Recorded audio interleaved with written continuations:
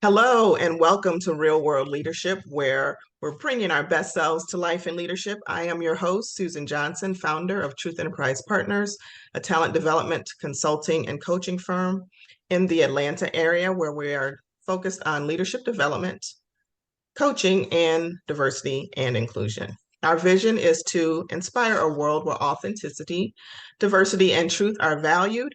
And our mission is to bring out the potential in people. It's what we do.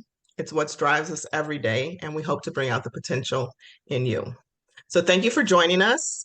We are in season 2 of Real World Leadership, the podcast, and this season is all about leader growth in a real world leadership way. We're going to hear stories of vulnerability, exuberant expression, while we open up and share our mistakes, our successes as a leader, and what we learn most about ourselves as we're going through them. So this is an effort to consciously encourage other leaders to be vulnerable, to learn, skin their knees, as I always say, and fail forward. So our objective is not to get stuck in our situations and circumstances, yet learn and grow from them in the moment. Because we're human and we have emotions, and it's okay. So keep this in mind as you hear our conversation today. So joining us today in Real World Leadership, we have Dr. Elizabeth Moran, who's going to share her unique story. I've known her for, gosh, probably about at least 3 years now, maybe even longer Probably than that. more than that. Mm-hmm. A little bit more than that. So we worked together a while back. And so I want to welcome her to Real World Leadership and thank you for taking some time to share with us today. Susan, thank you for having me. I'm excited to speak to you and your listeners. Okay, very good. Glad to have you. Glad to have you. So as we prepare to dive in, I want to do a quick intro about Elizabeth. She brings a lot to our conversation. Dr. Elizabeth Moran is a self-described change nerd who guides some of the most successful companies in the world. And Foward, her new book, outlines her practical communications-based approach, offering proven advice, actions, and tools to help leaders navigate their own transformational changes and challenges. Her research is grounded in neuroscience, it's written with humor, and she has a playbook which leaders all need to complete with beginning to end with action steps, team conversation guides. There's a really clear approach on how to measure success. So that's a little bit about Elizabeth, and she's going to share a bit about her book toward the end of our conversation. So we're going to do a quick icebreaker to get us started so you can get to know Elizabeth a bit outside of what I shared. Elizabeth, so we kind of went through this pandemic together. I remember we had some calls throughout that. I'm curious, what's one thing you learned about yourself as you emerged from the pandemic? Well, I think what's been so fascinating is seeing that the time kind of in chrysalis or in more quiet time, I'm so grateful for that. So while they were painful moments, I think genuinely realizing it did provide me with the space to not only work on the book and get that going, but also the space to continue to work on myself. And I think that, not that it was surprising because intellectually it makes sense, but when we were in the middle of it, sometimes it was frustrating or feeling like, oh, when's it going to end? And looking back, and even still, I feel like I got in the habit of my own time, but really the gratitude that I have, because my belief is I don't have any right to do this work, any type of development or partnership work, coaching work, unless I'm constantly evolving and expanding myself. So just again, sometimes I was frustrated, but in truth, I have a ton of gratitude for all of the time and space to continue to develop the best self to be of service to others. Oh, I love that. And that space was so critical for a lot of people to really experience that gratitude. So I think a lot of people learned that lesson in that moment, that little snapshot of time to Oh be my still. gosh. yes, I think that like everything, what we put time and energy towards, and oftentimes I think I took it for granted that, oh, I'm evolved and I'm doing my, doing my work. Uh-huh. But really, when I would have and focus I had several things happen. My mom crossed over a year ago this month, and I recently lost an animal. And so there were different things that I feel the time before that to manage fear better, to manage anxiety and learning. Success isn't the absence of Yeah. those emotions. Hmm. Success is okay, as we were talking about even earlier on Yeah. the phone before we got started. It's all part of it. So even if I do feel like I'm overwhelmed in a moment of fear or anxiety or anger or sadness, okay. And I've noticed that's the biggest thing that's changed is my attitude and my how I talk to myself. So people used to say, "Oh, practice self-compassion." And I'd be like, "Yeah, yeah, yeah." But I Hmm. think I understood that in a new way, which was the critical voice that was such habit of calling myself names or whatever it was, you're stupid or you're an idiot or gosh, you're failing because you're feeling this. Now it's like, oh honey, you're having a hard time, right? Hmm. There's a gentleness that I think I've learned that um, helps me sometimes go into what's below that frustration or whatever it is, which is really fear. And then usually I need to have a good cry. And Uh-huh. sometimes that cry is on and off over several days. But I feel like that's kind of that's it. What's that? That's what it's about. Like that's Hmm. welcome human trying to evolve. So that was a long answer to your question, and I'm sure that gets it done. Yeah, it was a good share, and I appreciate you sharing that. But again, in that gratitude and having self-compassion for yourself, is important work to do on yourself, and sometimes you even can get lost in it. So it's good to kind of get grounded back in it. It was almost, I think this could have probably been our lesson in leadership, really, too.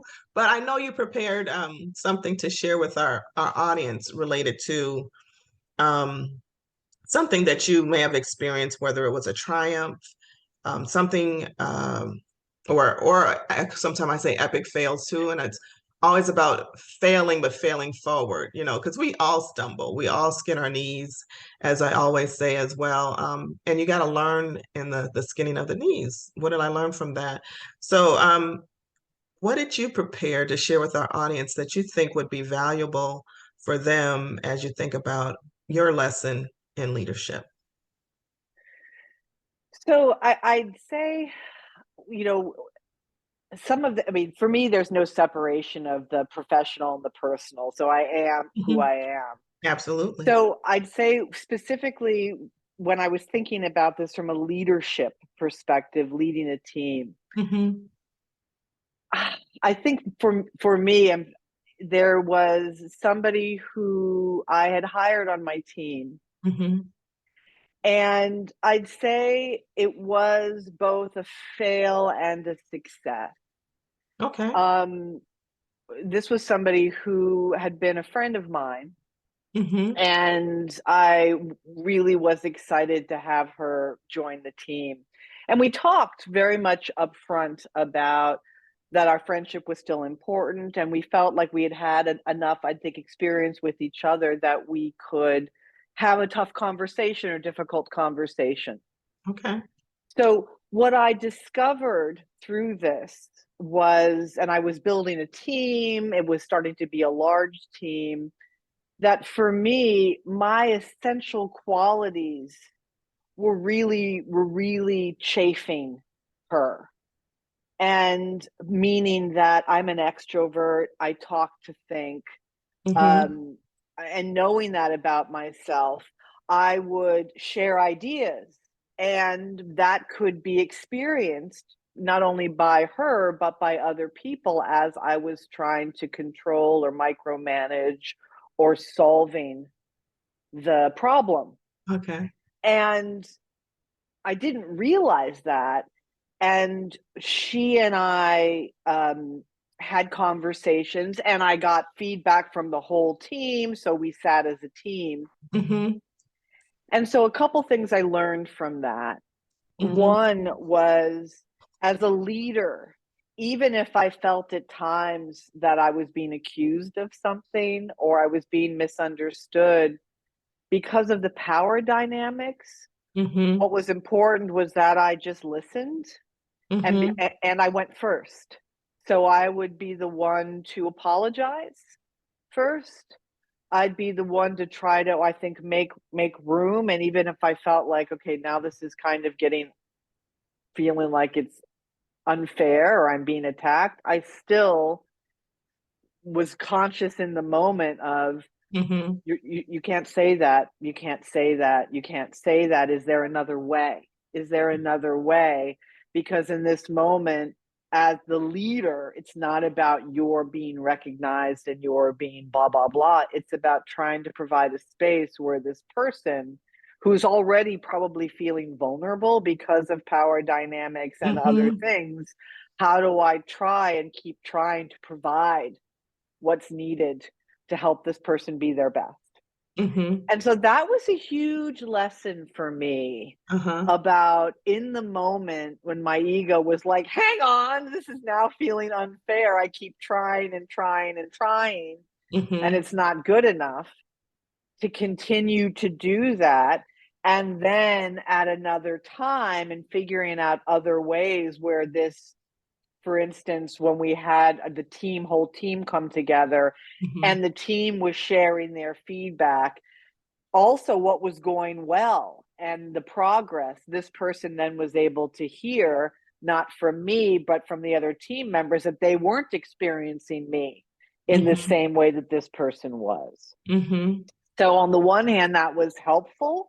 Mm-hmm. And when I left, this person was still there after that. And I know they left sort of soon after. But I Mm-hmm. think that was almost like, and I think you'll know what I'm talking about, it was this continual grinding down of my ego, humbling myself, still not, still being clear on truly what is my intent here, Mm-hmm. and being clear when, no, you know what, actually, this person, I think, is stuck and they're not experiencing me, even if I feel like I'm changing. So maybe this will or won't work in the long run. What Mm-hmm. was sad is that we aren't friends any longer. We've gone our separate ways, which was painful to That is me. too bad. Yeah. It is too bad. But at the same time, I also trust she gets to choose. Mm-hmm. If that experience was uncomfortable and that changed her view of me, that's okay, but that also doesn't mean that I'm bad or wrong. It meant that I was learning. And so Mm-hmm. while it was painful to let go of that Mm-hmm. relationship, I Mm-hmm. felt like I did my best Mm-hmm. and tried. So Mm-hmm. so that, I think, on some ways was a failure from the standpoint of I miss her as a friend. Mm-hmm. And at the same time, it was a success because I think this is one of the biggest things that I've learned. And I think what I share with clients, it seems to be universal and with all of my clients, is how do we separate out our sense of self-worth or our value from Uh-huh. how other people react to us? Interesting. Yeah. Yeah, well, thank you for sharing that story. I mean, I know that was a personal one, so thank you for reaching down and pulling that out so that it can benefit someone else. So clearly the dynamics were, you have dynamics of friendship, you have power dynamics as well, and you want to be a good leader and bring your best self and not, have that friendship kind of play into that professional setting. Sounds like. Yes, So kind of that's a exactly balancing it. act for sure. Yes. What hat am I wearing right now? I'm not Right. the Elizabeth who's going to go back and forth with this person if we were having an argument or a disagreement outside. Mm-hmm. But this was that. And I think on some level, the fact that I would do that was Mm-hmm. also frustrating for this person, which was so this is the thing. Sometimes as a leader, you feel like there's nothing I can do that will satisfy, because I remember specifically one conversation. I was like, what do you need? And then this person, she said, I just need you to be my friend. And it was like, Okay. right. So it was like, will tell me what friendship looks like, that then I don't do something that feels to you like I'm crossing the boundary, Right. where then you feel unsafe again. So Hmm. but it was really one of those moments which I know many leaders face of, I feel like I'm damned if I do and damned if I don't.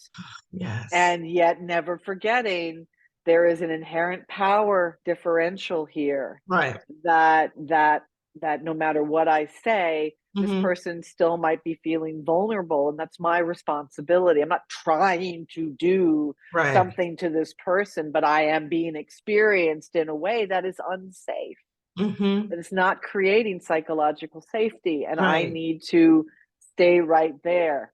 Hmm. um yeah. So even knowing all that you know in your expertise and setting that up and going into this situation, having had the conversation around what you want to happen, what you don't want to happen. Because I have a sense that you said, okay, we're going to do this, but we still need to remain friends and come out of this as friends and still not be have any special treatment with other peers and things like that. I know you're conscious of those things. Yeah. What would you do different? Oh If you're in a gosh. situation like this again, what would you do? I think sooner. I think Mhm. now, having gone through, just having built a wonderful team, and also understanding the power of strengths, Mhm. that I think when I was younger in my career, and I share a story in the book about that, when we talk about in chapter 10, kind of building, excuse me, chapter 9, building resilience, and how do you do that in a practical way. Full on, earlier in my career, I would do that internal, sometimes not internal, external eye roll when Uh-huh. somebody would talk about, oh, use strengths. I was like, oh, please, it's like seemed too fluffy. And Uh-huh. but really seeing and understanding now for me the neuroscience behind Yes. that, and then fully having an experience of the team sharing that information with each other, and to me that enabled, by me leading in that way, I'd say with strengths, we were practicing shared leadership. So I think Mhm. sooner, I think I would have been more aware of somehow my extroverted style could land on somebody like I was taking over, Mhm. because I also have no shortage of opinions or ideas on how things should be done. Um, but I think being much more conscious of that, Of the and style real and the of strength. my Yeah. exactly of toning back and really not speaking first. Mhm. Understanding that my role as a leader is to certainly talk about the strategy. Mhm. What are we trying to achieve? How what we do fits into the bigger picture, but Mhm. not really getting into, because all of these people, including this person, one of the best professionals Sure. out there, literally amazing talents, letting that go first, Mhm. right? So you all, here's what we're trying to do. And then also really making sure people feel heard and they're in their strengths, which I was able to do. It wasn't like after that didn't go well, I felt like I was really kind of building the plane. But I think early on, that would have been one thing I would have been much more conscious of, both how my style can feel like I'm taking over, and then Mhm. also really understanding strengths and focusing on that more, and aligning the work better and being conscious about that, and two people's strengths, and then Yeah. letting them decide amongst each other, what do you want to trade, tasks or different things, based on, because I was lucky, I had a very diverse team, both Mhm. in their experience and skill level, but also in their life level, culturally, Uh-huh. language, right, gender, sexual orientation. I was really had a wonderful, like, diverse team, and they valued that. And Uh-huh. seeing them thrive and get to know each other and appreciate each other, that was Mhm. such a beautiful experience as a leader, to see people thriving and coming alive. So making more room for that, I think, sooner, rather than Mhm. feeling like I had to have the answers or I had to have it all figured out, which I think leaders earlier in their career, we kind of make that mistake. Mhm. Of, Yeah, you're exactly right. You know what? I think that's one thing I've known. If I don't know, I'll figure it out. I sometimes say, everything is figure outable. So there's a solution to every problem, There so is, yeah, if you don't know now, we can figure it out or put our heads together certainly to figure it out. So yeah, exactly. so being aware of your style, the strengths of your team, leveraging your team and helping them, involving them in solutioning sounds like Yes, maybe a different way you do it if somebody were absolutely. a friend and you're thinking about hiring them again. Yeah. Yes. Well, anybody, I think, for And sure. just in general, Any for sure. leader, Yeah. exactly. So would you Students. hire someone that you know that's a friend or someone I would. you would? I Okay. would. I would again, for sure. And listen, even if I had done what differently, the Hmm. outcome still would have been the Yeah. same. So I think for me, the other real lesson in all of this in general, and maybe it's just being mature, that a successful outcome doesn't always mean an outcome that looks or feels good, A you know? successful outcome doesn't always feel good. Yeah. And That's that's true. I think that's the other thing that's Yeah. been so interesting is Hmm. trusting my creation, what I'm putting out there, Hmm. continuing to do the best I can of where I block, Hmm. um, where I block it by my attitude or my perspective. Hmm. Um, because what I have learned so much, I think we all have learned so much from very painful, difficult experiences. And the Hmm. ego's the one that says, well, that didn't go very well. And now, if that voice creeps in, this is my little ego, I turn around, not rudely sometimes, but most of the time I'm like, who says? Right. Who decides Hmm. what a successful outcome is? Hmm.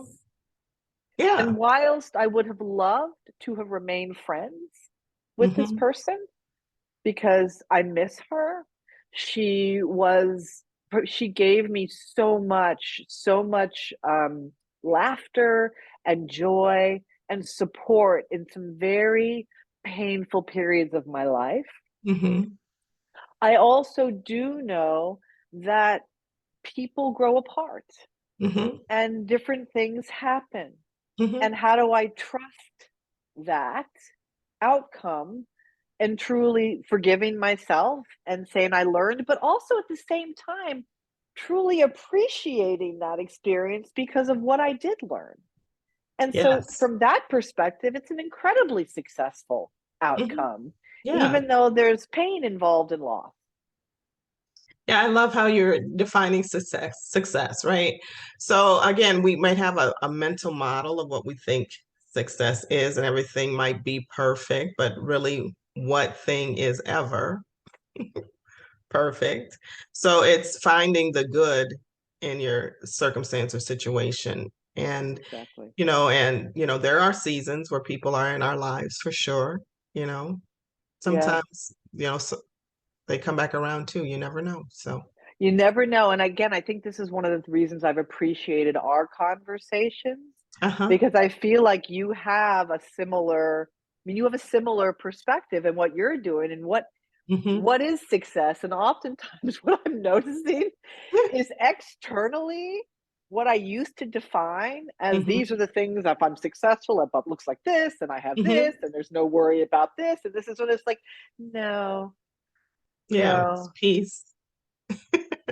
It could be whatever you define it to be, for ex- sure. exactly, Success is how you define it. exactly. Yes. So I appreciate you sharing and sharing this lesson and leadership. Again, I don't know what these conversations are ahead of time. We just free flow. So I appreciate that. I do want you to share a bit more about your book for our Thank listeners. you. It's called Thank Forward, you. and you can get it at Amazon and Barnes and Noble, or pretty much anywhere you get books Yes, these and days. also IndieBound, if people wanna support their local booksellers, you can go to Okay. IndieBound, and they'll say all the different booksellers in your area. Absolutely. Okay. So, what prompted you to write the book, and what do you want readers to to take from it? So I think I would be the audience for this book. So the Okay. audience really is for people leaders, regardless of what their organization is doing around official change management. I call it change leadership. I invite the reader or the Hmm. listener to use whatever works best for them. Yeah. But regardless of what was happening, what I found was missing in the lexicon was something specifically for the team leader who has to lead their team through a change that neither they nor their team initiated. So the change is coming from on high or from another part of the organization. Hmm. And the reason this matters is oftentimes leaders leaders are stuck. They're stuck in between, and especially these days, Hmm. accelerated pace Yep. of change, multiple changes, people already feeling a lot of uncertainty. And so the literature that was out there, while there's some great things that I've learned from, it either seemed to be more broad, large scale organizational change that was very big, Uh-huh. or very quick articles with bullet points about you have to communicate and blah blah blah, which Yeah. is all great, but what was missing is the how do I do it. So my Hmm. goal was to make it as easy as possible for the team leader to understand what can you do, Hmm. and then here is some advice and here are tools. So for instance, do you have to have a tough conversation with somebody who's resisting a change? I've scripted out Okay. ways to address the three most common tough questions you might get from your team. I've scripted out how do you go through what's the focus if you feel like you've checked some of these boxes and somebody still isn't engaging in the behaviors that tell you they're on board with the change. So I've Hmm. scripted that out, as well as offered, to our point earlier, strengths, a great job conversation. So Right. how do you do that to really celebrate when things are going well? So what I've heard from leaders so far, and these are leaders who aren't my friends, but people I don't know, which is kind of Which is exciting. good. That's That's cool. a good sign. Is, hey, you didn't just provide the concept, you actually gave me the words to use, because when I have to have a difficult conversation, I'm nervous, right? My Hmm. mind isn't clear. So you've made it really easy for me to start someplace Uh-huh. and then being able to take it and make it my own. So my hope is that leaders out of this, it's engaging. It's not a hard read. I don't think it's a hard read. I think it's pretty straightforward. It's not going to take a lot of time. Hmm. And that you can then right away choose something, a situation you have where then you could apply it right away and feel more confident. Hmm. That the thing is, people feel more confident in going into the unknown or dealing with a difficult emotion, and understanding, again, as we were talking about, what does success look like? Hmm. Success doesn't always mean that people are happy. Hmm. While that would be great, helping people understand success simply could be Hmm. creating clarity about what we don't know, creating clarity about, yeah, I'm anxious too. It makes sense that you're anxious. So how do we focus on, how do we help you focus on what's in your control? We have clarity there. It doesn't mean that it takes all the painful emotions away. And that's success. Hmm. Very good. Very well stated. And I've been flipping through the books. I just got my copy. I pre-ordered it. I just got it. I think it was over the weekend, but I had started the audio, but I do see the examples that you have, say this, outlines and tables within the book so people can have practical application, when they need it and pick it up, you know, whenever they need it. And, oh, I remember reading that in the Foward Exactly. book, so they can get a copy of Exactly. this. Okay, good, good. All right, so as we prepare to close, again, I want to thank Elizabeth, Dr. Elizabeth, for joining us. A quick reminder, at Truth Enterprise Partners, we help individuals, business owners, and leaders develop their true potential with consulting and coaching. We have tools, techniques, and expertise to enable your performance and growth based on your goals. And you can reach us at truthenterprisepartners.com. Also on Instagram and Facebook at truthenterprisepartners.com. And you can reach Elizabeth on LinkedIn at Dr. Elizabeth Moran. And her website is elizabethmorantransformation.com. Again, that's elizabethmorantransformation.com. If you have any questions for her, and by all means, certainly buy her book. It's available at Amazon, Barnes & Noble, and wherever you get your reading material. So again, thank you so much. It was Thank great you. seeing you and talking with you. Thanks so much for sharing your views with our audience today. Thank you all as well for joining us and being such a great audience, as you always are. Please like and share this with someone that needs to know, someone that's going through change, that's leading change, that needs to know about her book and situations that you just heard from today. If there's someone that's going through something similar, absolutely share it. So this has been Real World Leadership. I'm your moderator and host, Susan Johnson. We look forward to connecting with you again real soon.